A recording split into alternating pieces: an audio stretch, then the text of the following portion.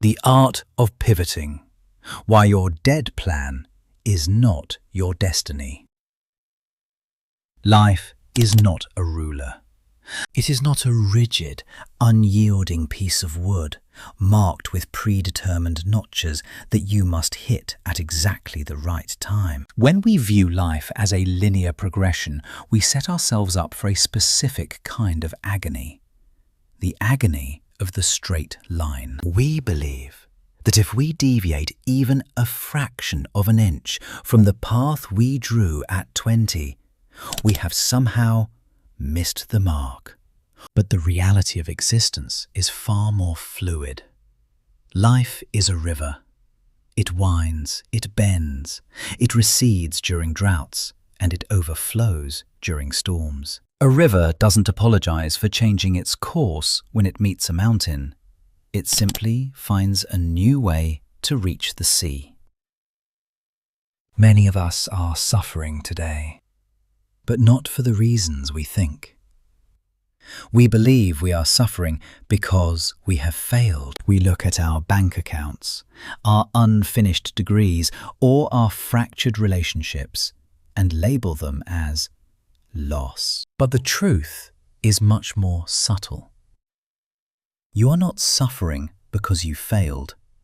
You are suffering because you are trying to resurrect a dead plan. There is a profound, quiet tragedy in watching someone pour their life force into a strategy that no longer breathes. It is like watching a gardener water a plastic flower, hoping that enough effort will make it grow. We stay in careers that drain our souls, or we cling to business models that the world has outgrown. Not because they are still viable, but because of a promise we made to a version of ourselves that no longer exists. You find yourself standing still on a sinking ship. The water is rising around your ankles. The wood is splintering, and the shore is moving further away. Why don't you jump? Why don't you look for a lifeboat or swim for a different coast? It is because you once whispered a vow to yourself. I will never give up. We have been conditioned to believe that quitting is the ultimate sin. We are told that winners never quit. But this is a dangerous half-truth that lacks the nuance of wisdom. Listen closely. There is a razor-thin line between perseverance and blindness. Perseverance is the noble act of keeping your eyes fixed on the destination. It is the grit that keeps you moving toward your why, even when the how becomes difficult. If your goal is to provide for your family, or to find inner peace, or to create something of value, perseverance is what keeps that flame alive through the winter. Blindness, however, is clinging to a broken method simply to protect your ego. It is the refusal to admit that the road is blocked. When you stay on a path that is clearly leading to a cliff, you aren't being strong. Bạn đang bị kiêu ngạo dẫn lối. You are choosing to fail spectacularly rather than admit you were wrong. You are prioritizing the image of being a person who finishes what they start over the reality of actually reaching a meaningful destination. Choosing to pivot, choosing to turn the wheel and head in a new direction is not a white flag of surrender. It is a sign of awakening. It is the moment you stop hallucinating that the world owes you a reward for your stubbornness. It is the moment you realize that your why is too important to be sacrificed on the altar of a failed how. When you change course, you aren't saying, I give up on my dreams. You are saying, I care so much about my dreams that I refuse to let them die on this dead-end road. The truly wise do not fear starting over. They don't view day one as a humiliation. In fact, the only thing a wise person truly fears is the prospect of continuing down a path that leads nowhere. They understand that time is the only currency that cannot be printed, and to spend it on a lost cause is the ultimate bankruptcy. Changing your method is not the same as giving up your mission. Think of a pilot. If a pilot encounters a massive thunderstorm directly in their flight path, they do not fly straight into the lightning just to prove they are committed to the original flight plan. They communicate, they adjust, and they fly around the storm. They might land in a different city for a few hours. They might take a much longer route. Does this mean they have given up on the flight? Of course not. It means they are adjusting to survive, so that they can eventually reach the destination. If you feel stuck today, take a hard look at what you are holding on to. Is it a dream? Or is it just a habit? Is it a goal? Or is it just an old script you're too embarrassed to rewrite? You are allowed to redraw the map. You are allowed to walk away from the ship that is taking on water. You are allowed to tell the world, I thought I wanted this, but I've learned more, and now I want that. This is not weakness. This is the fluid, powerful intelligence of the river. By adjusting your course, you aren't losing your way. You are finally finding it. Forward is forward, no matter the angle. Stop trying to revive the past and start navigating your future. The lighthouse and the sail. Why flexibility is the ultimate discipline. In the vast, unpredictable expanse of the ocean, there is one constant that every sailor relies upon: the lighthouse. Stand on any shore at night and you will see it. A single, piercing beam of light cutting through the darkness. Its purpose is singular and unwavering. It does not move. It does not negotiate with the storm. It simply exists to show you where the land is, providing a fixed point of reference in a world of shifting tides. However, consider the ships that seek the safety of that light. Do they all follow the exact same line across the water? Of course not. One ship might approach from the north, fighting a headwind. Another might come from the east, riding a high tide. Depending on the strength of the gale, the height of the waves, and the current of the deep, each captain must tilt their rudder and adjust their sails. They tack left, they veer right, and sometimes they take a wide arc to avoid hidden rocks. This is the fundamental truth of the human journey. Your goal is the lighthouse. Your plan is merely the sail. Many of us live in a state of constant internal conflict because we confuse the two. We treat our plans as if they were the lighthouse itself, immovable, sacred, and permanent. We tell ourselves that if we change the how, we have somehow betrayed the why. But you must realize that you never betray your purpose when you change your method of execution. In fact, changing the sail is often the only way to keep the lighthouse in sight. To keep the same sail position in a changing wind isn't loyalty.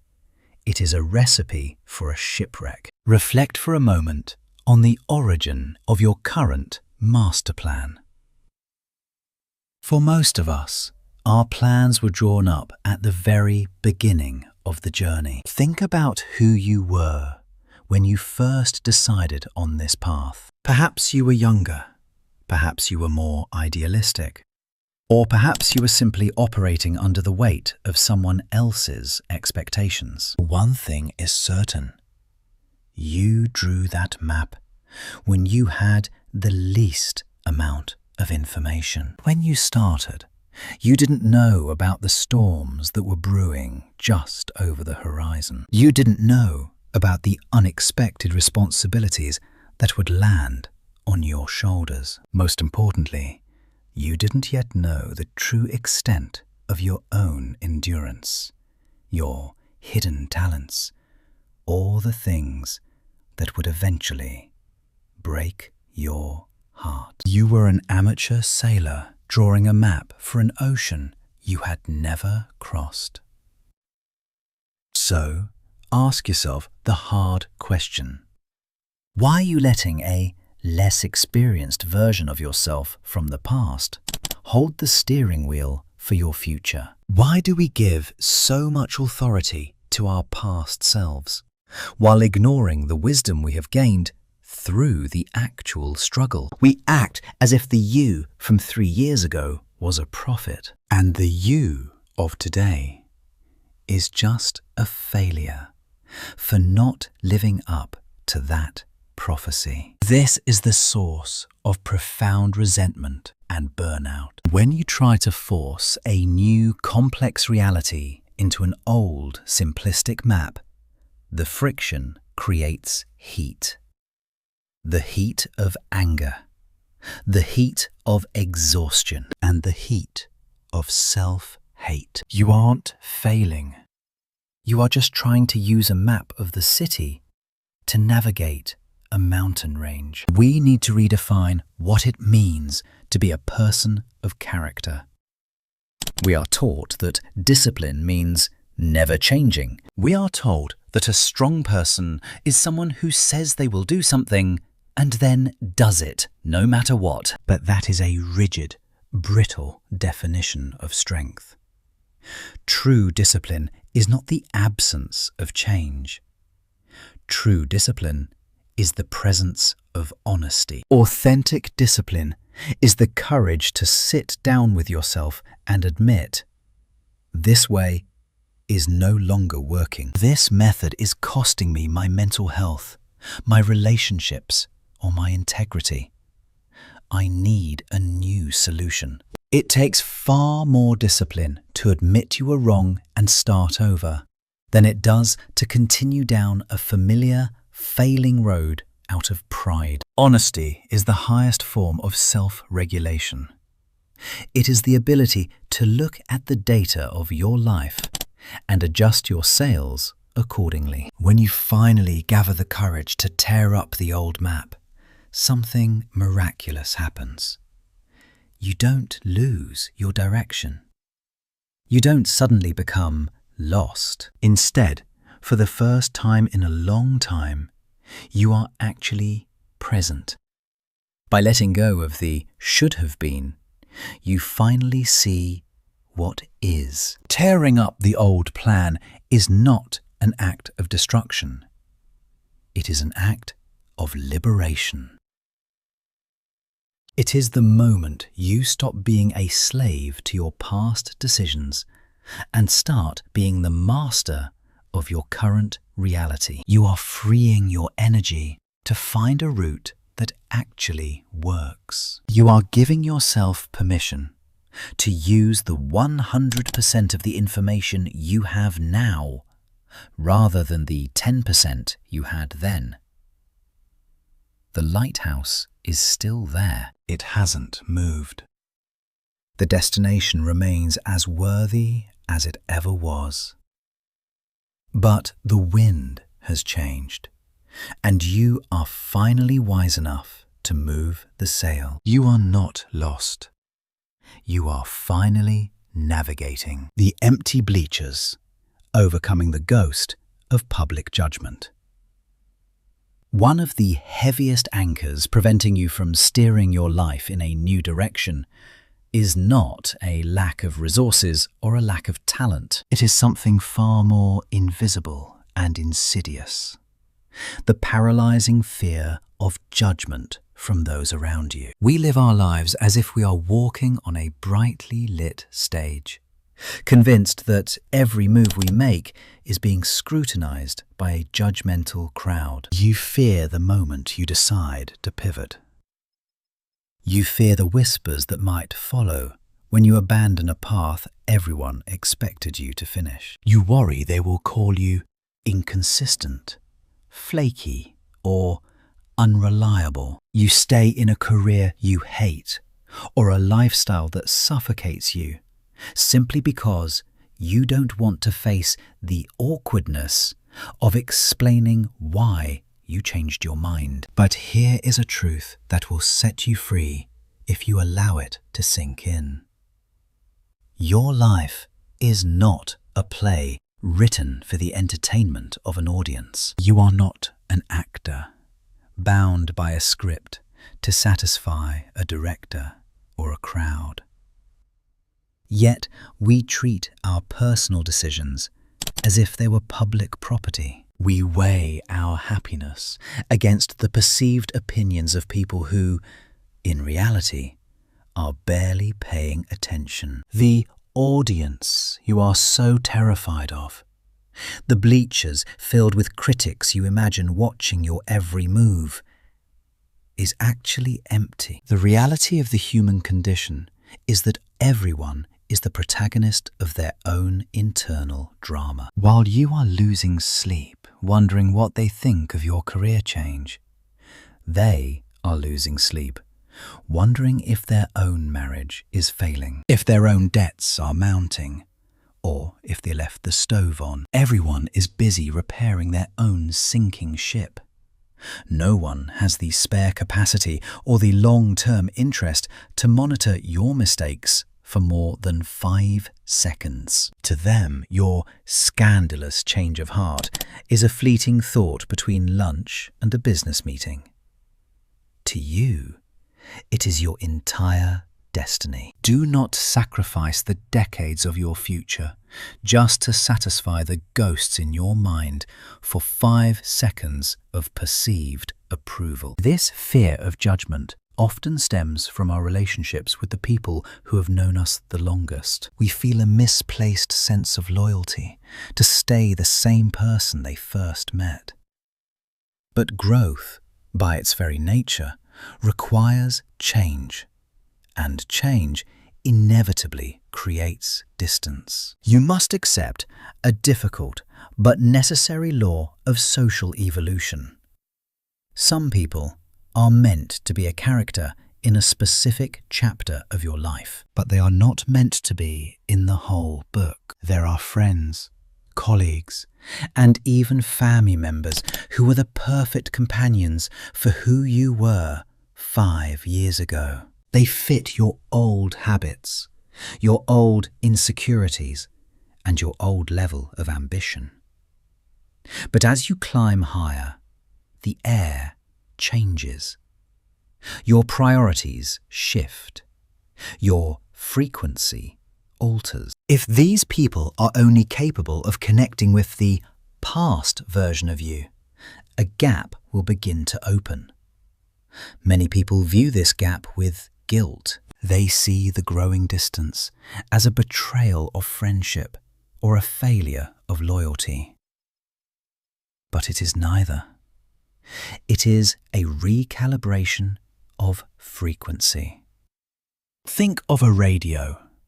If you want to hear a different station, you have to change the frequency. You don't hate the old station. It just no longer plays the music you need to hear.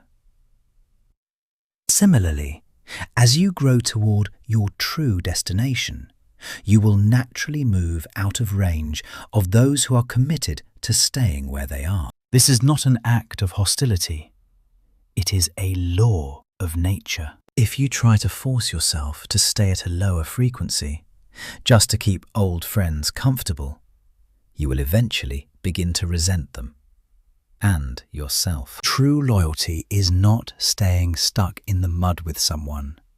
It is staying loyal to the person you are becoming. This requires the courage to walk with new people. It means seeking out a new crew for your ship.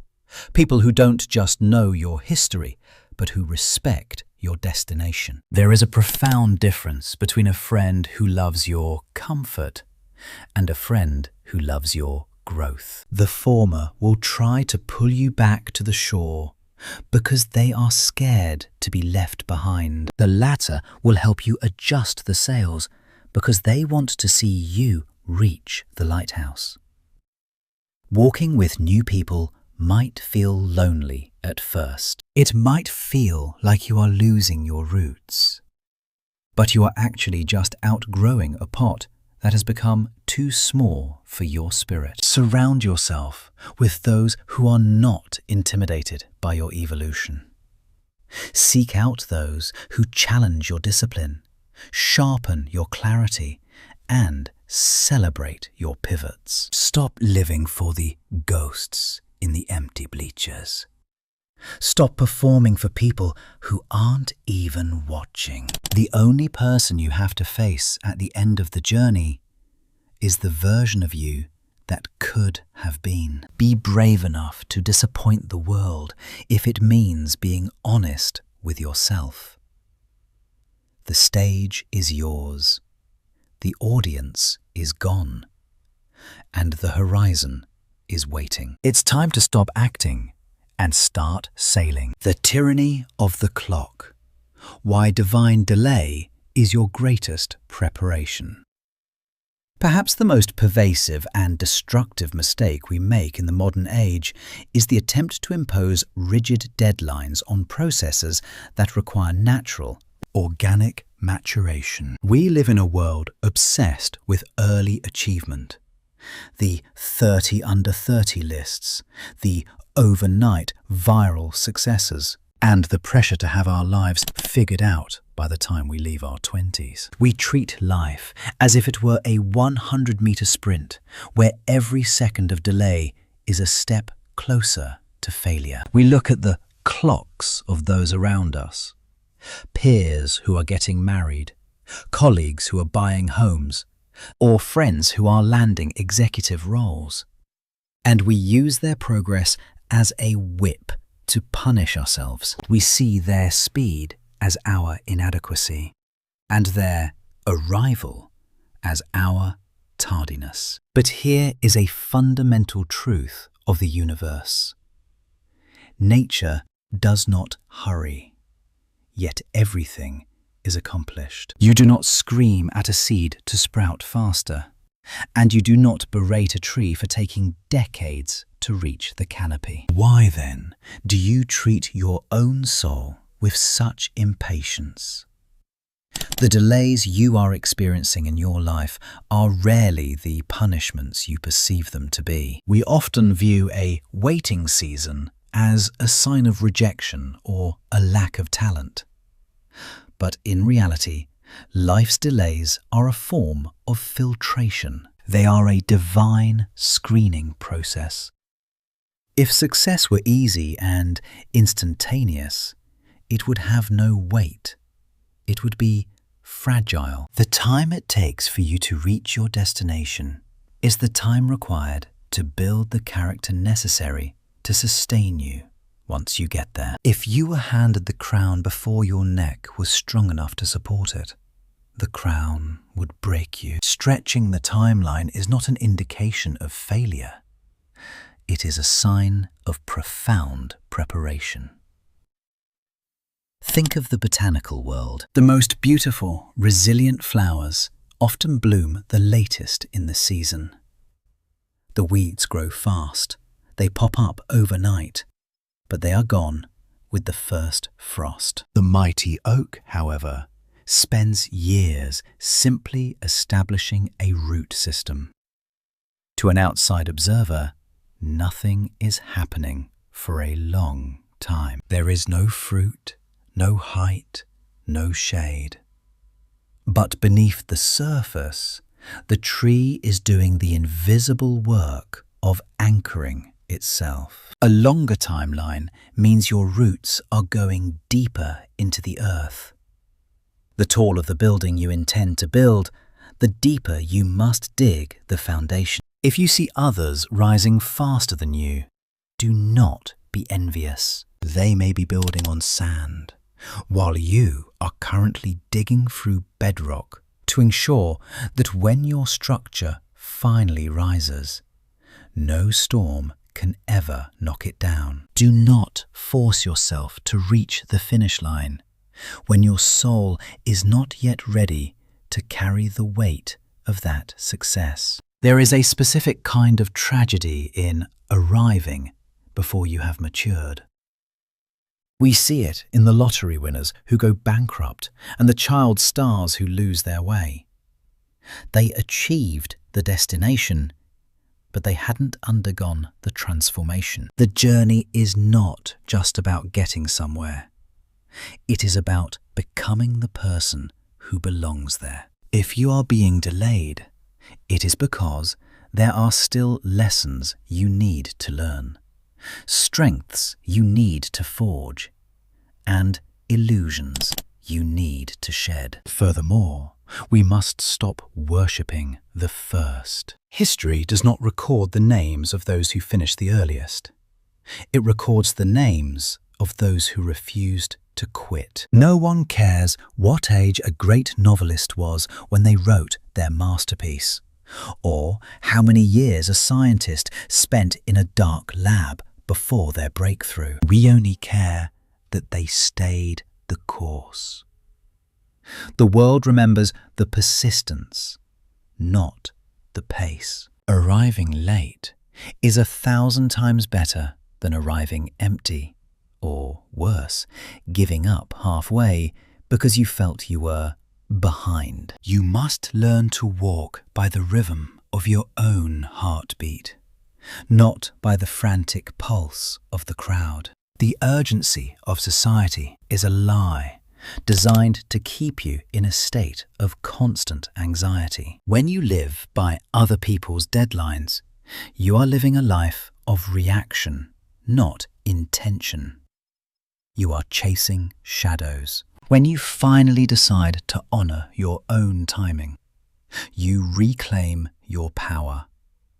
You realize that you aren't late because you aren't running their race. You are on your own track, in your own lane, moving toward a destination that was custom-made for your unique soul. There is no shame in a slow journey. There is only shame in an abandoned one. As long as you are still moving, even if it is a crawl, even if you are just taking one small, trembling step a day, you are still winning. The win is in the movement. The win is in the refusal to let the ticking of someone else's clock drown out the calling of your own purpose. Take a deep breath. Release the guilt of the lost years. Those years weren't lost. They were the foundation. Your season is coming. And because it took so long to prepare, it will be more magnificent than anything a fast success could ever produce. Trust the process, honor the delay, and keep your eyes on the lighthouse. The unchanging why in a shifting world. Protecting your North Star.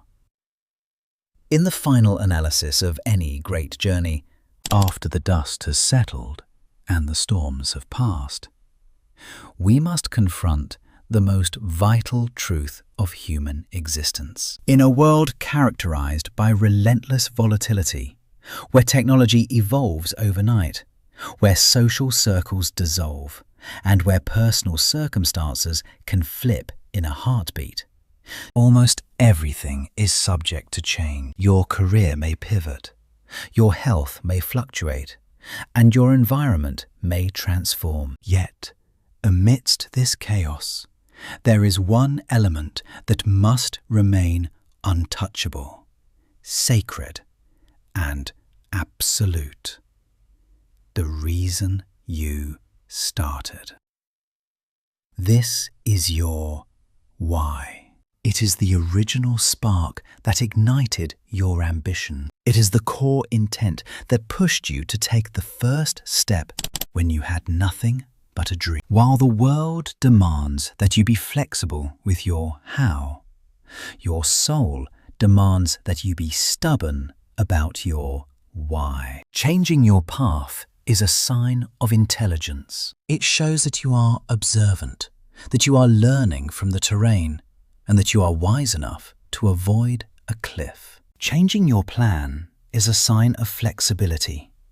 It proves that you are not a rigid machine, but a living, breathing strategist capable of responding to the wind. But losing sight of your lighthouse? That is the beginning of drifting. There is a profound and dangerous difference between flexibility and drifting. Flexibility is the deliberate adjustment of tactics to reach a fixed goal. Drifting, however, is the aimless movement of a soul that has forgotten its destination. When you drift, you aren't being free. You are being hollow. Flexibility without a destination is a meaningless form of freedom. It is like a ship with a powerful engine but no rudder, burning fuel just to move in circles. Without a fixed point on the horizon, every change you make is just a reaction to a temporary wave, not a step toward a permanent shore. When you give yourself permission to turn the wheel, and you must, you have a non-negotiable responsibility to check your anchor. You must ensure that your anchor is still hooked firmly into your core purpose. If your purpose was to create a life of freedom, and your current business is enslaving you, then changing the business is an act of loyalty to the purpose. But if you change your business simply because it's hard, and you move towards something that offers neither freedom nor growth, you have lost your anchor. You have allowed the difficulty of the path to dictate the value of the destination. We must guard ourselves against the temporary winds of public opinion and fleeting trends. There is an old Vietnamese proverb about a man who tries to carve a plow in the middle of a busy road. Every passerby gives him different advice. Make it taller. Make it shorter. Curve the blade, because he wants to please everyone and lacks a clear vision of what a plough should be. He keeps changing his work. In the end, he is left with a useless piece of wood and wasted years. He became an adjuster without an anchor. Do not let the noise of the world turn you into that man. People will always have opinions on how you should sail your ship. They will tell you that you are moving too slow, or that you should chase the newest, shiniest lighthouse on the horizon. But their lighthouse is not yours. Have the courage to adjust your sails.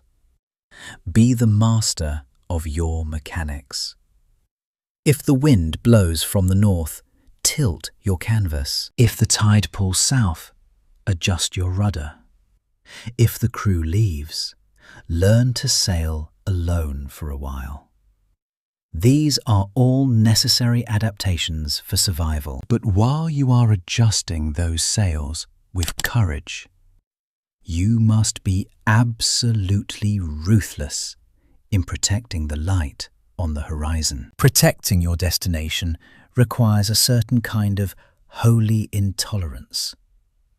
You must be intolerant of distractions that lead you away from your core. You must be intolerant of habits that dim your vision. You must be intolerant of any shortcut that gets you to a destination faster but leaves your soul behind. Why are you doing this? Why did you choose this mountain to climb? Return to that answer every single morning. When the fog of daily stress rolls in, and it will, that answer is the only thing that will keep you from turning back. When you are tired, the how will feel impossible. When you are lonely, the path will feel unbearable. But if the why is still burning, you will find the strength to redraw the plan one more time. As we conclude this reflection, remember that your life's success is not measured by how closely you stuck to your original 5-year plan. It is measured by whether or not you reached the destination you were meant for. The path may bend, the plans may break, the people may leave, and the habits may evolve. These are just the mechanics of the voyage. Keep your eyes fixed on the light. Guard your purpose with your life, because in the end, the only thing that turns your effort into fulfillment is the knowledge that you arrived exactly where you were supposed to be. The sail is yours to move, but the light is yours to follow. Stay loyal to the destination. Everything else is just a detail. The permission to pivot, while your identity outlasts your strategy.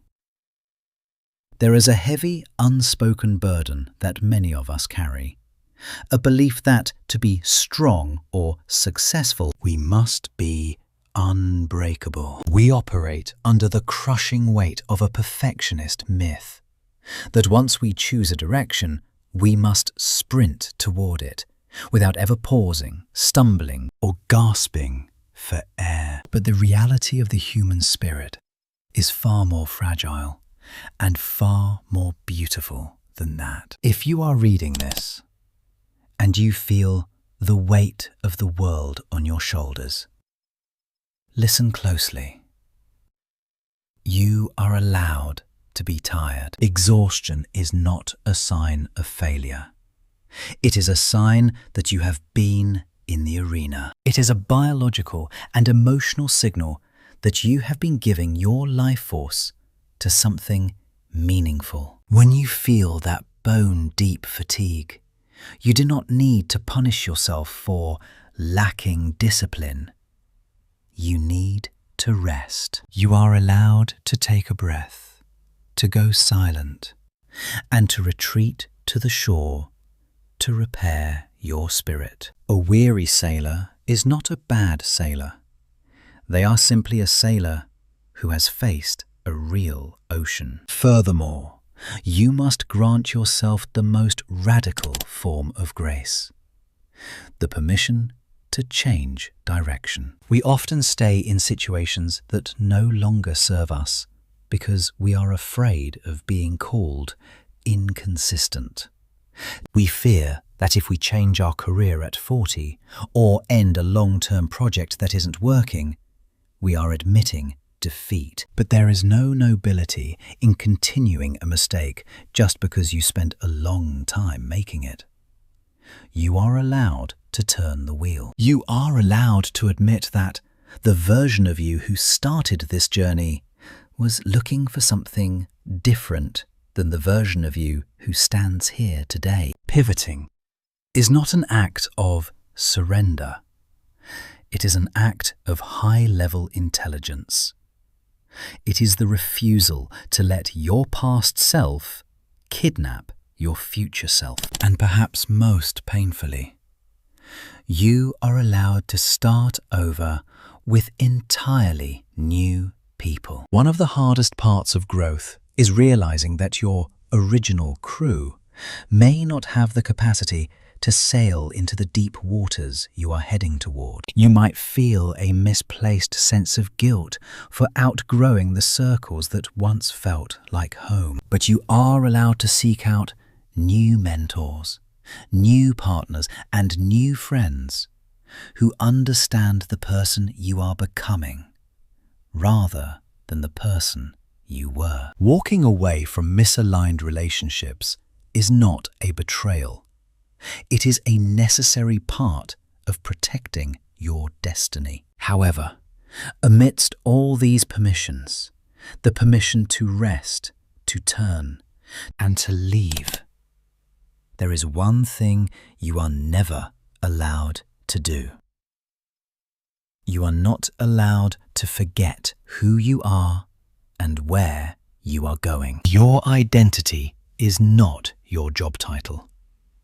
Your identity is not your bank account or the plan you wrote in your journal last year. Your identity is the why that sits at the center of your soul. It is the core values you refuse to compromise. It is the vision of the life you want to build and the impact you want to leave behind. You can change your how 1,000 times. You can change your who 100 times. But your where must remain a sacred, unmoving point on the horizon. We have been lied to about the nature of success. We are told that success belongs to those who pick a path and never deviate. But history tells a different story. True success does not belong to those who never changed their path. It belongs to those who never forgot their purpose, no matter how many times the path forced them to turn. Some of the greatest legacies in human history were built on the ruins of a plan A that failed. The difference between those who reached the finish line and those who vanished into the fog was not a lack of struggle. It was the clarity of their lighthouse. If your path has become a cliff, turn around. If your ship is leaking, find a new one. If your crew has lost their heart, find a new tribe. These are tactical adjustments. They are the mechanics of survival. Do not confuse a change in scenery with a loss of identity. You are still the captain, and the lighthouse is still waiting. Keep your light burning. Do not let the darkness of a failed year or a delayed dream extinguish the flame of your ambition. As long as that light is flickering, you are still in the game. As long as you can look at the horizon and say, I still know why I am here, you haven't lost a thing. Every time you are forced to pivot, every time you have to rebuild from scratch, every time you choose a new way to reach the same goal, remember that these are not setbacks. In the grand architecture of a purposeful life, every strategic turn is a part of the victory. You are not lost. You are just finding a better way home. Stay loyal to the destination. Protect your why and keep sailing.